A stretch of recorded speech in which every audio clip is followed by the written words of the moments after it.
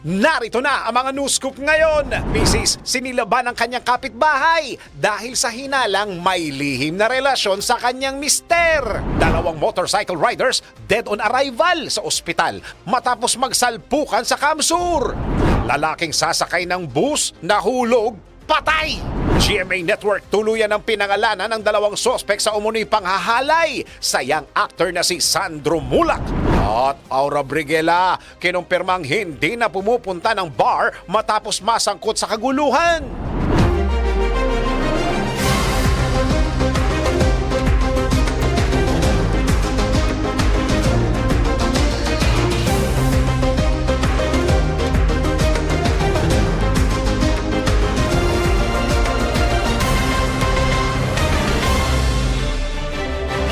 Mga balitang exclusive, mga balitang na-scoop mismo ng DWIZ News Team. Ito ang DWIZ News Scoop. Ako si Dennis Antenor Jr. at narito ang mga news scoop ngayon.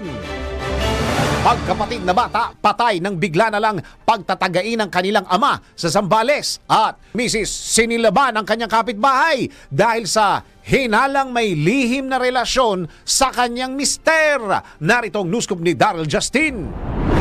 Imas rehas ang isang misis matapos na buhusan ng gaas at silaban ang kanyang kapitbahay na pinaghihinalaan niyang may relasyon sa kanyang mister sa Tondo, Maynila. Nabatid sa Manila Police District o MPD, naganap ang insidente ng puntahan ng suspect ang biktima na noon ay natutulog sa kabinuhusan ng gaas at sinilaban. Inamin naman ng 25 anyos na suspect na si alias Vanji na nagawa niya ang tangkang pagpatay sa biktima dahil sa sobrang galit at pagmamahal sa kanyang asawa. Naisugod naman sa ospital si alias Eva matapos na magtamo ng sunog sa kamay, leeg at ulo. Pinasinungalingan din ng biktima na may relasyon sila ng mister ng suspect dahil may asawa naman siya. Nabatid na hindi ito ang unang pagkakataon na tinangkang patayin ng suspect ang pinagseselosan niyang mga babae. Kung saan sinaksak ng suspect ng basag na bote ang isang babae na pinaghihinalaan niyang may relasyon sa kanyang mister, kaya kinasuhan rin siya ng frustrated homicide. Samantala, kalunos-lunos ang sinapit ng dalawang paslit ng biglang pinagtataga hanggang sa mapatay ng kanilang sariling ama sa loob mismo ng kanilang bahay sa Iba, Zambales. Ayon sa salaysay ng ina ng mga bata, bigla na lang umano nagising ang salarin at basta na lang kumuha ng itak at diretsong pinagtataga ang mga paslit na edad 4 at 11. Inawat umano ng misis ang kanyang mister, ngunit pati siya tinagarin. Sugatan din ang isa pa nilang anak sa pangyayari. Nabatid sa investigasyon na hindi laseng at hindi gumagamit ng iligal na droga matapos itong sumailalim sa mga test. Agad namang isinugod sa ospital ang mga nasugatan sa insidente. Hindi pa umano makausap ng mga otoridad ang suspect kaya hindi pa malaman ang dahilan kung bakit ito nagawa ang karumal-dumal na krimen. Dalawang motorcycle rider dead on arrival sa ospital matapos magsalpukan sa Kamsur. Narito ang news scoop ni Judith Estrada Larino.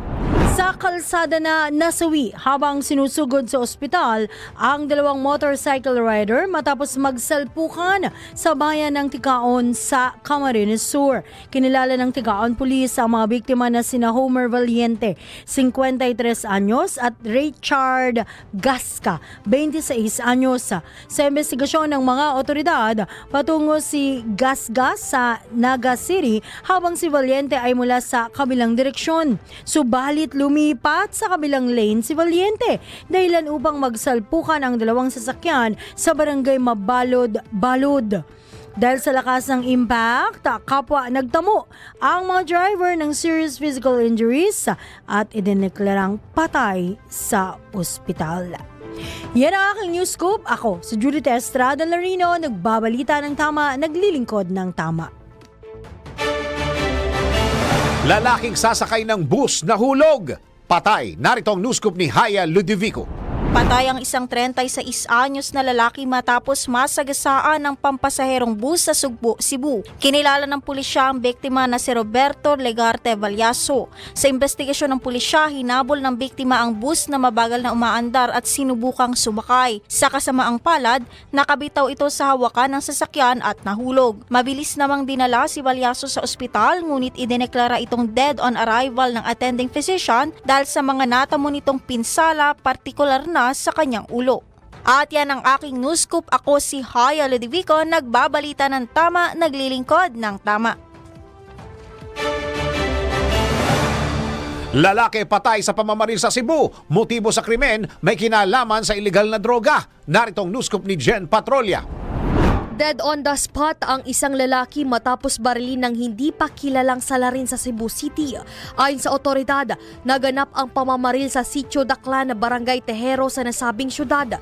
Sa investigasyon ng pulisya, nagkaalitan si Rami Jim Villaruz, 37 anyos, isang ex-convict at hindi pa kilalang sospek, hanggang sa humantong ito sa pamamaril. Dahil sa mga natamong tamal sa dibdib at hita, kaagad na nasawi si Villaruz. Isa sa tinitignang motibo sa krimen, ang posibilidad na may kinalaman sa droga ang pamamaslang matapos mabatid na dating nakulong ang biktima dahil sa illegal na droga. Target na ng manhunt operation ang salarin na mabilis tumakas sa pinangyarihan. At yan ang aking news scoop. Ako si Jen Patrolya, nagbabalita ng tama, naglilingkod ng tama. Ex-convict galit nang makitang buntis ang crush niya. Biktima, binugbog. Narito ang news scoop ni Christine Belen. Inabalik sa kulungan ng isang ex-convict matapos pagsusuntukin ng kanyang crush sa barangay Dulho Fatima, Cebu City. Ayon sa otoridad, hinahangaan umano ng sospek ang babaeng biktima bago ito pumasok sa bilangguan. Balak niya sanang ligawan ng biktima kapag makalabas na siya sa sapiitan. Ngunit nang makita ng sospek ang biktima at nalamang buntis na ito, bigla itong nawala sa sarili at inatake ang ginang. Pinaulanan niya ng suntok ang babae na nagtamo ng mga pasa dahil sa atake. Matapos ang pag-atake, kaagad namang inreport ng biktima sa pulis ang insidente. Nakakulong na ang sospek sa Mambaling Police Station Detention Cell habang inihahanda ang reklamong physical injury laban sa kanya. Nabatid na kalalabas lang ng sospek sa kulungan noong Enero dahil sa pananakit sa isang barangay tanod. At yan ang aking news scoop. Ako, si Christine Belen, nagbabalita ng tama, naglilingkod ng tama. GMA Network tuluyan ng pinangalanan ang dalawang sospek sa umano'y panghahalay sa young actor na si Sandro Mulak at Aura Briguela, kinumpirmang hindi na pumupunta sa mga bar matapos masangkot sa kaguluhan. Alamin sa iSpotted Report ni Anton.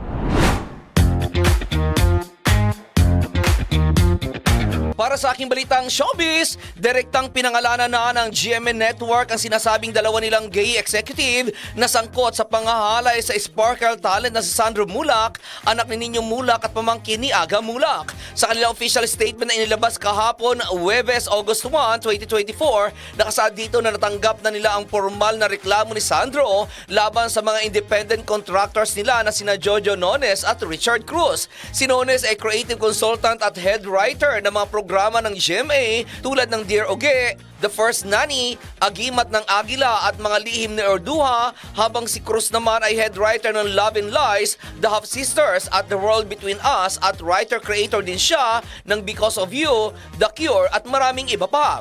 Ngunit kinumpirma din ng GMA Network na kahit wala pa silang natatanggap na formal na reklamo mula sa pamilyang Mulak, ay nagsimula na silang mag-imbestiga dahil sa sobrang bigat umano ng kaso. Sinabi rin ng GMA na nakiusap si Sandro na hindi nila ilalabas ang detalye ng magaganap na investigasyon hanggat walang conclusion mula sa kanila kung saan makakaasa umano ang publiko na magiging patas ang kanilang magiging investigasyon. Samantala, sa isa pang balitang showbiz, kinumpirma ni Aura Briguela na mahigit 1 taon na siyang di pumupunta ng kahit na anong bar. Ito ayon kay Aura ay mula noong mangyayari ang kontrobersiya kung saan nasangkot siya sa gulo sa isang bar sa poblasyon Makati. Nakumpirma ito na sagutin ni Aura ang isang komento sa kanyang post na dapat ay iwasan na niya ang makipag-party-party upang hindi na mangyari ulit ang nasabing insidente. Sa nasabing post, makikita si Aura at Nadine Lustre na nakapost sa isang dance studio. Sa kanyang sagot, sinabi nito na, "For your information po, I don't party anymore. Opening po yan ng new dance studio ng A-Team, Zero Studio." Agad naman nag-wish ang nasabing netizen na mag-ingat ito lagi. Ang nasabing revelasyon ni Aura ay matapos namang aminin nito na nasa better state na siya matapos akuin ang pagkakamali ng nangyaring gulo noong June 2023. At iyan aking balitang showbiz para sa impilang metodong lakas, DWIZ. Ako si Anton, nagbabalita ng tama, naglilingkod ng tama. Huwag pahuhuli, huwag papayag na wala kang alam kapag viral na, kapag trending na. Alam agad sa DWIZ News Feed. 2025 National Expenditure Program na i-turnover na kay Pangulong Ferdinand Marcos Jr. DWIZ News Feed. Agri-Party List Representative Wilbert Lee iginiit na dapat nang bigyan ng alternatibong mapagkakakitaan ang mga mangingisdang naapektuhan ng oil spill sa Bataan. DWIZ News Feed. Gastos ng pamahalaan ngayong taon tumaas ng 14% kumpara noong 2023 ayon yan sa Department of Budget and Management. DWIZ News Feed. Chief Presidential Legal Council Secretary Juan Ponce Enrile, suportado ang pagban ni PBBM sa pogo sa bansa. DWIZ News Feed. Partisipasyon ng 2 fighter plane ng Philippine Air Force sa Pitch Black military exercise sa Australia naging matagumpay. Huwag pahuhuli, huwag papayag na wala kang alam kapag viral na, kapag trending na. Alam agad sa DWIZ News Feed.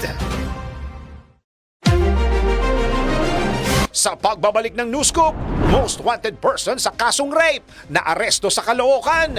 Kumita sa FB Reels kung paano ang diskarte mamaya sa racket. Totoo nga bang form ng manipulation ang love bombing? Patunayan natin yan sa Let's Prove It!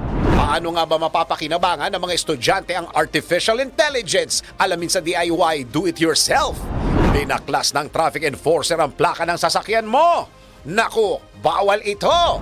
Cookie Chua, pinangunahan ng benefit show para sa bedridden na si Kurita. Heart Evangelista, inaming natutuwa sa muling pagkikita nila ni Marian Rivera sa GMA Gala Night. At Andrea Brillantes, tinawag na irresponsable ang mga pet owners na namatayan ng mga fur babies noong bagyong Karina. At Gerald Anderson, binigyan ng pagkilala ng mga rescuer noong bagyong Karina. Tuloy-tuloy ang ulan o tuloy-tuloy ang araw? Alamin sa Weather Report Live. Mga detalye sa pagbabalik ng News Scoop.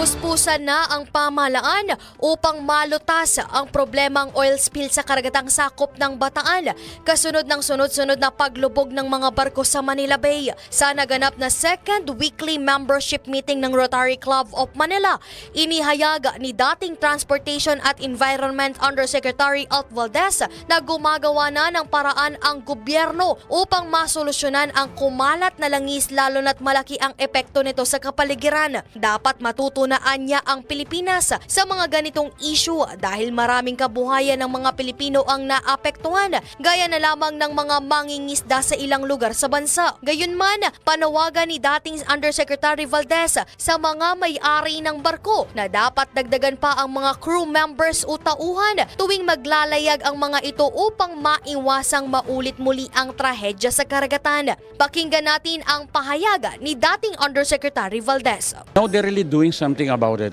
I think the government is doing something because the impact of that to the environment. But again, it's a lesson dito on during inclement weather. Ang mga barko kailangan kumpleto yung kanilang manpower. Kasi I have an experience pag masamang panahon, kailangan mga tao ko nandun sa balangay. Because malakas ang hangin, malaking waves, you have to anchor it well. Talagang moorings and all of that.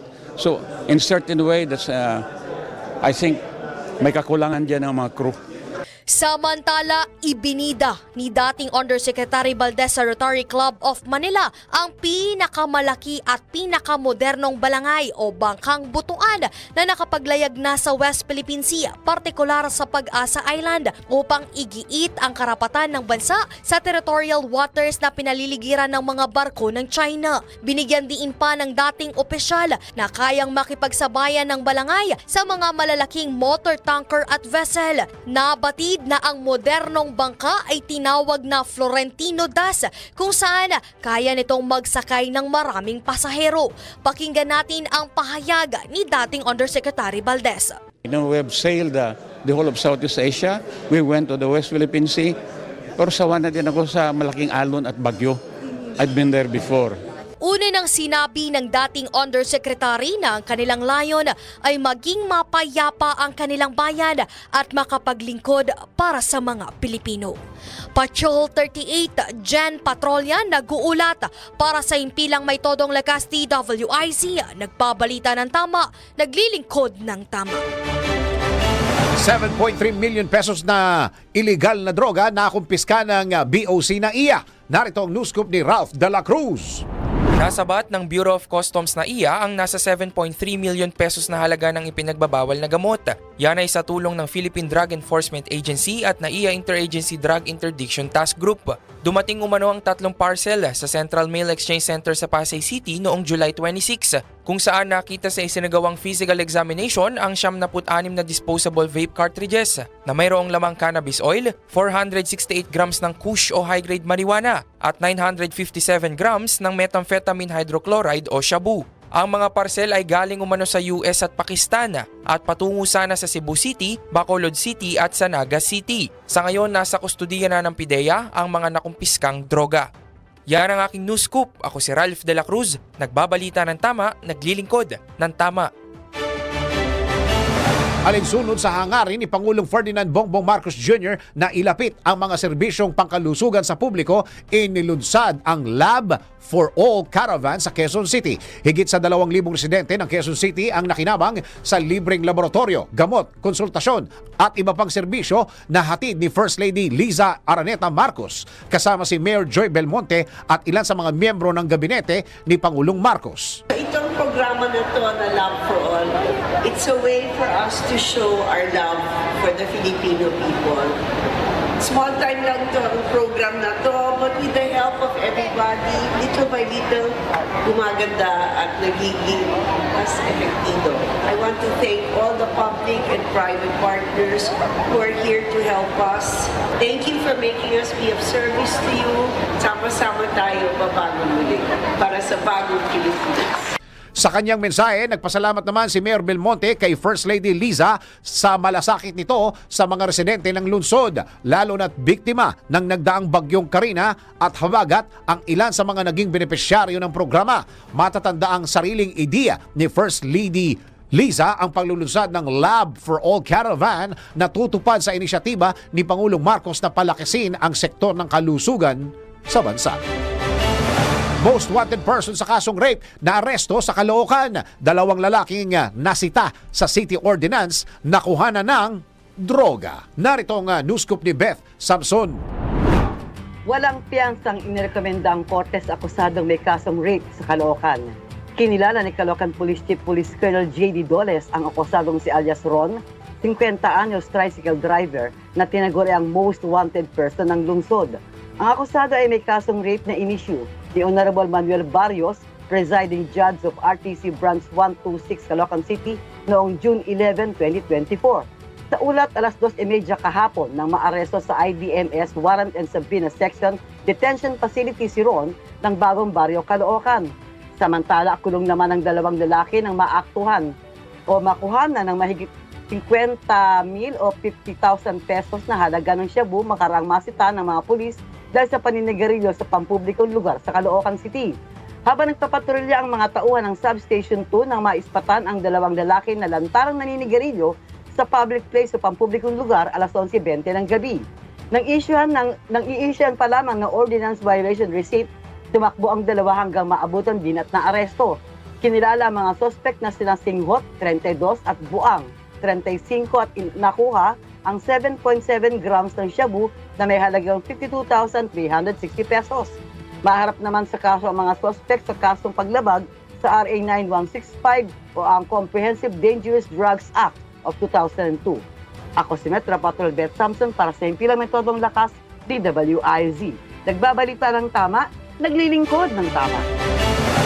Provincial Top 5 Most Wanted Persons arestado sa Cagayan. Naritong news scoop ni Ronald Domingo. Provincial Top 5 Most Wanted Person sa kasong statutory rape napasakamay ng PNP Bagcao. Ang naturang most wanted person ay kinilalang si Aka Michael, 21 years old, magsasaka at residente ng Bagcao, Cagayan. 2 ang kaso nito na sa naturang kaso at parehong walang piyansang inikomenda ng korte para pansamantala nitong kalayaan. Ang pagkakadagit nito ay resulta naman ng pagsisikap ng magkasanib na pwersa ng PNP Bagcao, La Trinidad Municipal Police Station, 204th Regional Mobile Force Battalion at Regional Intelligence Unit. Ang matagumpay na pagkaresto kay Aka Michael ay nagpapakita ng dedikasyon ng PNP sa pagpapanatili ng batas sa paghatid ng hustisya. Ang operasyon na ito ay nagpapakita ng kanilang pangako sa pagtugis sa mga kriminal at pagtiyak ng kaligtasan at seguridad ng publiko. Ang PNP ay nanatiling nakatuon sa pagpatupad sa kanilang tungkulin sa pagpapanatili ng kaayusan at kapayapaan sa kanilang nasasakupan. Ito ang Ronda Pato, Ronald Aidon Domingo, nag-uulat sa Kilang May Tunong Lakas, DWIZ, nagbabalita ng tama, naglilingkod ng tama. Kombinasyong tama, malaki ang tama. Makinig mabuti dahil babanggitin na ng DWIZ. Announcer ang tamang kombinasyon ng letra at numero. DWIZ. Numero panalo. Hatid ng Bingo Plus. Bingo sa saya, plus sa panalo. Ready na ba kayo mga ka-Bingo Plus sa ating DWIZ Bingo Plus numero panalo? Meron kang chance manalo na 1,000 pesos, 500 pesos kapag tama ang 5 combinations at another 500 pesos kapag meron kang Bingo Plus app. Simple lang manalo, kailangan lamang abangan ang 5 letter and number combinations sa mga programa ng DWIZ at i-text ang sagot sa 0960-880-6424 kasama ng inyong pangalan, /edad, /address, /5 combinations of the day at ang last combinations for today sa letrang G, 51 at O, 65. Pwede mo nang i-text ang 5 combinations na nakuha mo sa mga programa kanina mula umaga hanggang hapon dito sa DWIZ. At malay mo, ikaw na ang manalo ng instant pa-premyo sa Bingo Plus numero panalo. Pag bingo sa saya, plus sa panalo. Kung nakalima ka na, pwede mo nang isend sa text number na binigay ng DWIZ announcer o kaya i-PM na sa DWIZ Facebook. Kung hindi pa, wait pa ng ibang kombinasyon hanggang makumpleto ang 5 numero panalo. Hatid ng Bingo Plus. Bingo sa saya, plus sa panalo. Cookie Chua, pinangunahan ng benefit show para sa bedridden na si Curita at Heart Evangelista inaming natutuwa sa muling pagkikita nila ni Marian Rivera sa GMA Gala Night. Alamin sa Ice Spotted Report ni Anton.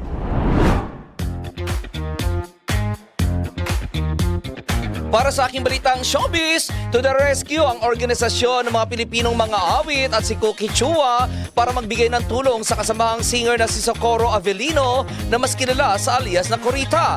Ito'y matapos na ma-feature ni Julius Babaw sa kanyang YouTube channel ang paghihirap ng singer na na-stroke at bedridden na. Sa kanyang social media post noong Miyerkules, ipinost ni Cookie ang poster ng benefit show na may pamagat na para kay Curita na magaganap sa darating na August 5 sa Hive Hotel sa Quezon City. Makakasama ni Cookie ang mga singer na sina Bobby Mundihar, Chicoy Pura, Corky and Kiko, Toto Sarioso, Mike Villegas, Bayang Barrios at Lolita Carbon na nangakong tutulong para makakalap ng pera para sa medical expenses ng singer. Ang nasabing benefit show para kay Corita ay nagkakahalaga ng 500 pesos at magsisimula sa ganap na alas 7 ng gabi. Bukod sa pera, nangangailangan din ang singer ng adult diaper at gatas. Si Corita ay nakilala noong 80s sa mga awiting si Lolo Jose, Sierra Madre, Oras Na at Gising Na o Kuya Ko. Samantala, sa isa pang balitang showbiz, tuwang-tuwa si Heart Evangelista sa muli nilang pagkikita ni Marian Rivera sa naganap na GMA Gala 2024 noong July 20, 2024. Nalaman ang muling pagkikita ng dalawa na mag-post ang makeup artist na si Memay Francisco sa Instagram stories ito kung saan makikita sa video na magkatabi sina Heart at Marian habang kinukunan ng picture ang mga ito. Makikitang nakayakap si Heart sa baywang ni Marian habang nakahawak naman sa bewang at braso ni Heart si Marian. Ayon kay Heart, sure siya na hindi lamang siya ang natuwa sa pagkikita nilang muli ng aktres. Sinabi pa rito na oras lang talaga ang kailangan at pareho na raw silang nag-mature sa dami ng pinagdaanan nila sa buhay. Pero masayang masaya raw siya na okay silang dalawa ni Marian. Una nakita sina Heart at Marian noong December 2023 sa 84th birthday celebration ni GMA Executive Attorney Felipe Gozon, 2 buwan matapos na i-follow nilang muli ang kanilang mga sarili sa kanilang mga Instagram account. At iyan ang balitang showbiz para sa impilang metodong lakas, DWIZ. Ako si Anton, nagbabalita ng tama, naglilingkod ng tama.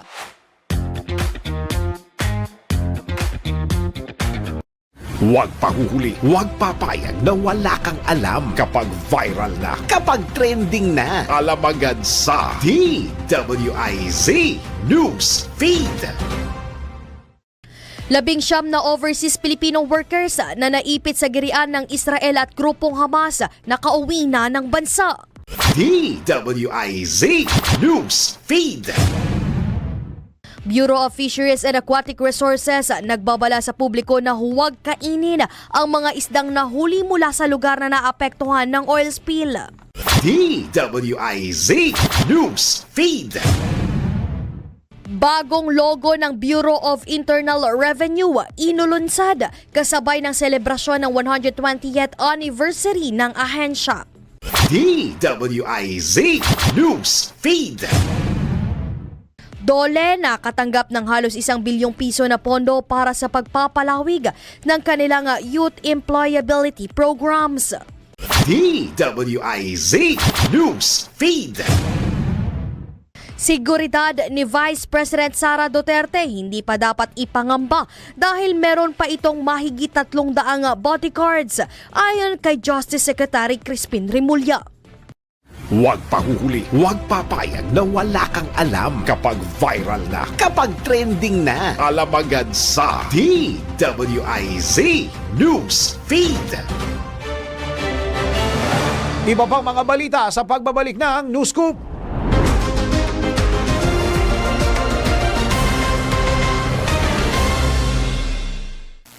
Pinakahuli, pinaka-latest, pinaka-napapanahon. Whether we like it or not, ito ang magiging DWIZ Weather Report.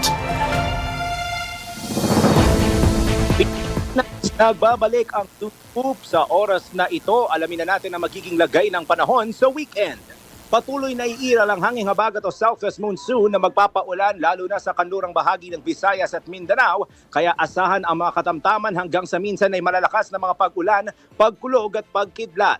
Sa atin namang 3-day weather forecast, inaasahang generally clear skies tayo sa malaking bahagi ng bansa, lalo na sa umaga at tanghali. Pero magdala ng mga panangga sa ulan dahil localized thunderstorms naman at mga biglaang boost ng ulan, lalo na sa Metro Manila ang ating aasahan. Pero hindi naman ito lalakas at hindi ito tatagal, lalo na sa hapon at gabi. Silipin naman natin ang ating graphic para sa 3-day forecast sa Metro Manila, kung saan papalo sa 25 hanggang 35 degrees Celsius ang agwat ng temperatura simula Sabado hanggang Lunes.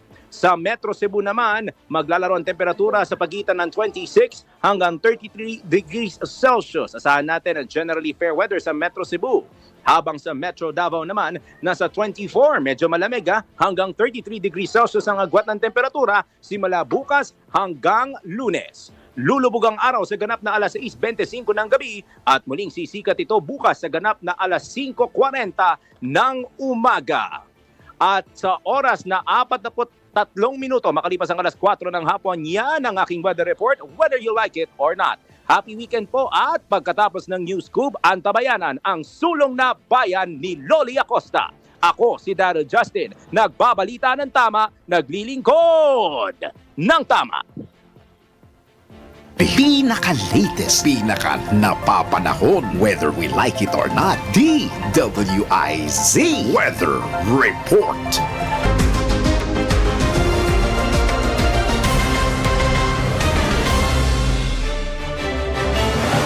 Huwag pahuhuli, huwag papayag na wala kang alam kapag viral na, kapag trending na. Alam agad sa DWIZ News Feed. 9% ng mga Pinoy naniniwalang tutuparin ni PBBM ang lahat ng kanyang pangako ayon sa social weather stations. DWIZ News Feed. Press conference kaugnay sa estado ng oil spill sa Bataan, pinangunahan ni DILG Secretary Benhur Abalos. DWIZ News Feed. Bilang ng administrative staff, planong dagdagan ng Department of Education upang mabawasan ang workload ng public school teachers. DWIZ News Feed. DPWH inamin na wala pang konkretong flood control master plan ang Pilipinas. DWIZ News Feed. 11 katao patay matapos matrap sa loob ng isang nasunog na gusali sa Binondo, Maynila. Huwag pahuhuli, huwag papayag na wala kang alam kapag viral na, kapag trending na. Alam agad sa DWIZ News Feed. 800 trabaho nakalatag na para sa mga Filipino POGO workers na mawawalan ng trabaho. Naritong news scoop ni Judith Estrada Larino. Kasado na ang 800,000 job vacancies para sa mga manggagawang maapektuhan ng total POGO ban. Ito naman ang tiniyak sa DWIZ ni Labor Secretary Benvenido Laguesma. Makaraang ipag-utos ni Pangulong Ferdinand Bongbong Marcos Jr. ang tuluyang pagpapatigil sa operasyon ng mga POGO dahil sa mga illegal na aktibidad na kinasasangkutan ng mga ito. Ayon kay Secretary Laguesma, patuloy ang profiling ng DOLE sa mga Pilipinong posibleng mawala ng trabaho upang iakma sa ibibigay na trabaho ng kagawaran.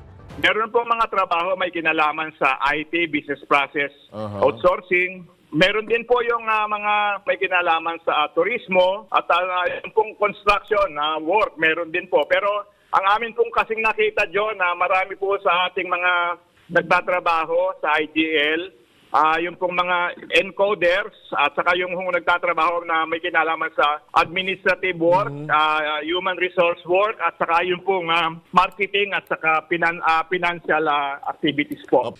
Puspusan niya ang DOLE sa paglalatag ng mga hakbangin upang sakluluhan at mabigyan ng trabaho ang nasa 40,000 Filipino workers sa mga ipapasarang POGO sa bansa. May follow-up meeting upang yung listahan ng mga manggagawa doon sa mga IGL sa maapektuhan ay aming makuha. Nang sa ganon, yung aming pong profiling ay makumpleto.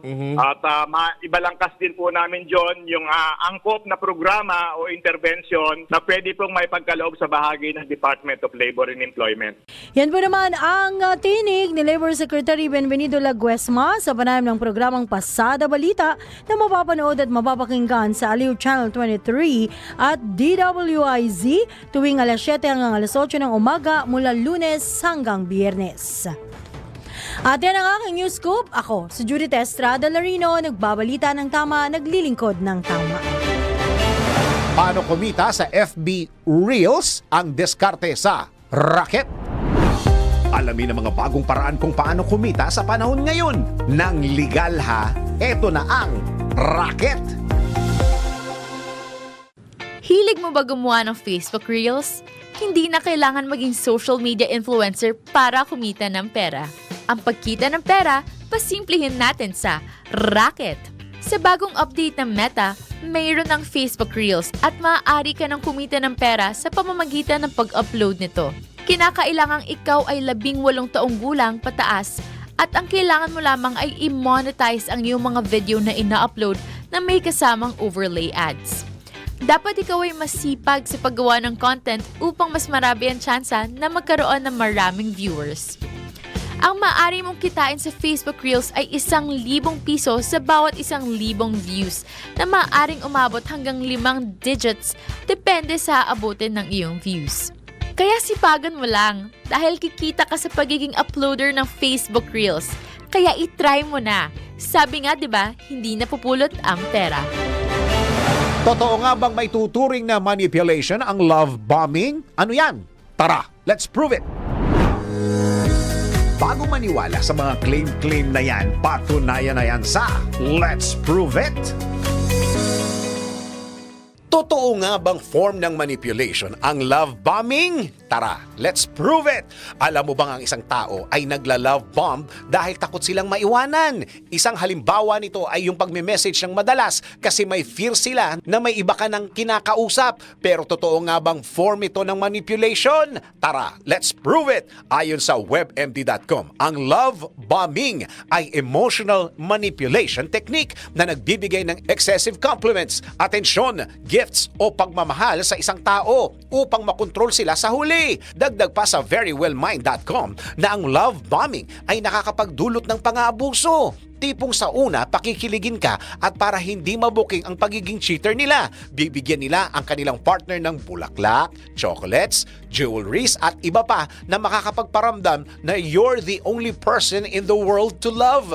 Pero kapag galit or lasing sila, sasaktan ka nila physically, mentally at emotionally. Kaya naman, totoo ang claim na ito dahil ang love bombing ay isang red flag at kumokontrol sa relasyon.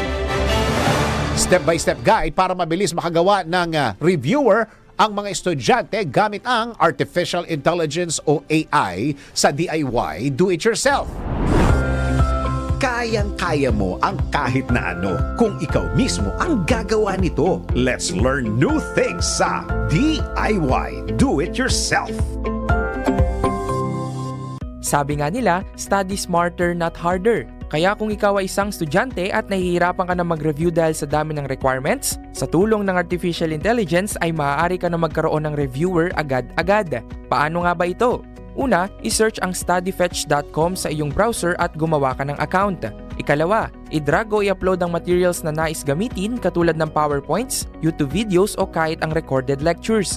Ikatlo, maghintay lamang ng ilang segundo at ma-access mo na ang iyong reviewer. Ang maganda pa rito, hindi ka na mahihirapang mag-review sa tulong ng flashcards, short quizzes o live lecture. Gets mo ba? Sige nga, do it yourself! Naku, binaklas ba ng traffic enforcer ang plaka ng sasakyan mo? Alam mo bang hindi sila authorized na mambaklas ng plaka? Alamin ang kaparusahan sa NBI, naku, bawal ito. Alamin kung bawal o hindi. Dahil kung di mo alam to, kaso ang kakaharapin mo sa NBI. Naku, bawal ito. Binaklas ang plaka mo ng traffic enforcer? Nako, bawal ito. May quit na pinapatupad sa ilang mga lugar ang Anti-Road Obstruction Policy. Ito ay isang ordinansa na kung saan ipinagbabawal ang pagharang sa mga daanan dahil posible itong maging sanhi ng aksidente o trapiko. Pero paano kung isang araw nilapitan ka ng enforcer o tauhan ng LTO dahil sa violation? Pero imbis na tikitan o kunin ang lisensya mo, binaklas na lang ang plaka mo. Nako, alam mo bang labag sa batas yan? Ayon sa Joint Administrative Order number 2014-201 ng Land Transportation Office, hindi kailanman pinahihintulutan ang baklas plaka bilang parusa sa mga lumabag sa traffic rules. Binigyang linaw rin sa batas na LTO at deputized agents lang ng LTO ang maaaring mangumpiska, hindi ng plaka ha, kung hindi driver's license lamang. Habang ang traffic enforcers naman mula sa mga LGU ay walang karapatang mangumpiska, mapalisensya man ito o plaka. Ang pwede lang nilang gawin ay mag-issue ng ordinance violation receipts at traffic citation tickets. Sa mga kinauukulan, ang paglabag sa ordinansa ay mayroong karampatang parusa. Di porkit kawanin ng gobyerno, basta-basta ka na lang mangungumpiska ng plaka o lisensya. Palaging sumunod sa tamang proseso at magbigay ng tamang serbisyo para di ka masabihan ng, nako, bawal ito. Boxer Ira Villegas pasok na sa quarterfinals ng Paris Olympics. Naritong sports news. Sa mundo ng palakasan, ang latest malalaman sa DWIZ Sports News.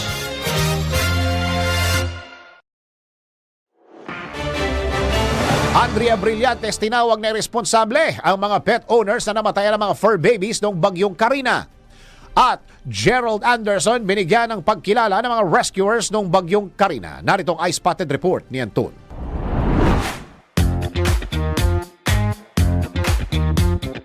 Para sa aking balitang showbiz, nagdurugo ang puso ni Andrea Brillantes sa mga napanood dito sa social media ng mga aso at pusa na nalunod sa baha sa kasagsagan ng bagyong Karina. Ito'y dahil hindi nakalabas ang mga ito sa kanilang mga kulungan dahilan para malunod ang mga ito. Sa kanyang Instagram account, sinisi ng aktres ang mga umano'y irresponsible pet owners kasabay ng pagpopost ito ng pictures ng kanyang mga pets at maging ng mga aso at pusa na nasa loob ng kulungan at nalubog sa baha habang iba naman ay nanginginig sa ginaw dulot ng malakas na ulan.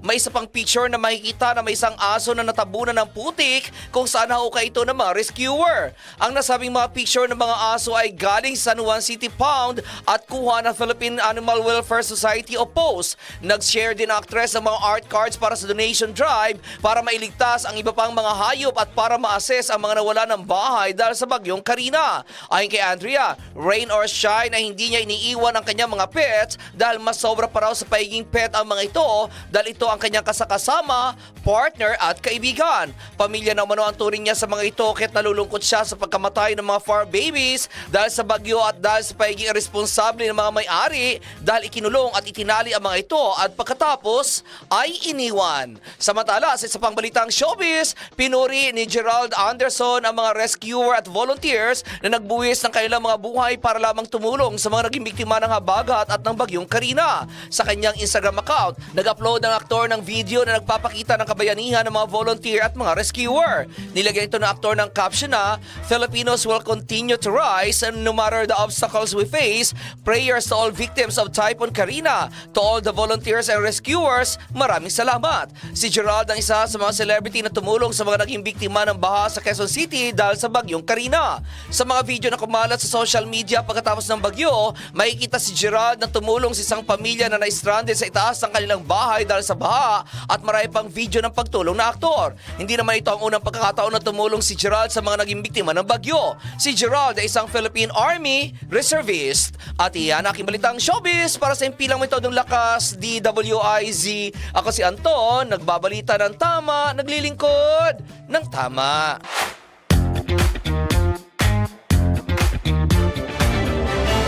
At ang ating patama for today, yung iba maganda sa malayo, yung iba naman malayong gumanda. Sige na, tanggapin mo na. Bato-bato sa langit. Salbahe gumawa nito. Ang tamaan, awit. Tuloy lang ang panonood, pakikinig sa mga balitang tuloy-tuloy lang nangyayari. Tutukan ng DWIZ News, DWIZ News FM Regional at manood ng live sa Aliw Channel 23. Mag-like at subscribe sa lahat ng mga DWIZ Digital News accounts, Facebook, YouTube, DWIZ News app at news website, DWIZ TikTok at DWIZ X account. Ako si Dennis Antenor Jr. Nagbabalita ng tama, naglilingkod ng tama. Mga balitang scoop exclusive! Mga balitang nangyayari pa at gusto mo malaman kung ano na ang latest scoop. Mga balitang hindi mo dapat bitawan at kailangan ng tutok. Mababalitaan lahat, hagip lahas sa DWIZ News Scoop! Naka-live sa Aliw 23 Free TV. Naka-live din sa DWIZ News. Naka-live din online. DWIZ Facebook, YouTube at DWIZ News website. Samahan ang buong puwersa ng DWIZ News and Research Team sa paggalugad sa buong bansa at buong mundo ng balita at impormasyon. DWIZ News Scoop! Maki-scoop 4 p.m. Monday to Friday kasama si Dennis Antenor Jr. DWIZ News Scoop! Bahagi pa rin ng inaabangan tuwing hapon sa DWIZ News.